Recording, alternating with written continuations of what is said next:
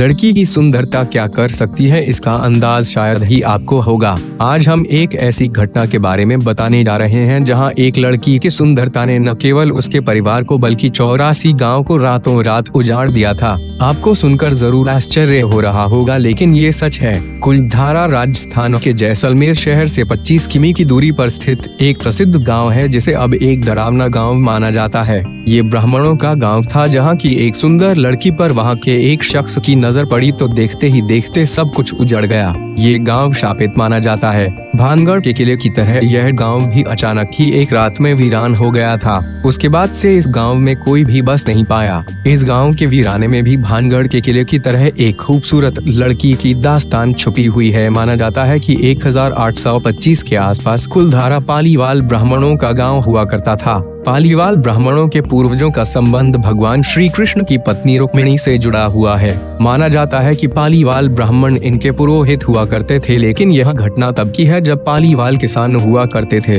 ये कृषि के अलावा भवन निर्माण कला में निपुण थे। राज्य के दूसरे गांवों से यह गांव खुशहाल और संपन्न हुआ करता था। कहा जाता है कि कुलधारा गांव के मुखिया की 18 वर्ष की बहुत ही सुंदर कन्या थी। एक दिन गांव के दौरे के दौरान रियासत के मंत्री सलीम सिंह की नजर उस लड़की पर पड़ी। उसने मुखिया से मिलकर उससे विवाह करने की इच्छा जाहिर की, परंतु मुखिया ने इसे ठुकरा दिया। इस पर सलीम सिंह ने गांव पर भारी टैक्स लगाने और गांव बर्बाद करने की चेतावनी दी। इस घटना से क्रोधित कुलधारा तथा आसपास के 83 गांवों के निवासियों ने लड़की का सम्मान बचाने के लिए इस जगह को हमेशा के लिए छोड़ने का निश्चय किया। उन्होंने उसी रात को अपने पूरे घर परिवार और सामान सहित गांव छोड़ दिया और कहीं चले गए। उन्हें जाते हुए न तो किसी ने देखा और न ही किसी को पता चला कि वे सब कहां गए। यह भी कहा जाता है कि उन्होंने जाते समय गांव को श्राप दिया कि उनके जाने के बाद कुलधारा में कोई नहीं बस सकेगा। अगर किसी ने ऐसा दुस्साहस किया तो उसकी मृत्यु हो जाएगी।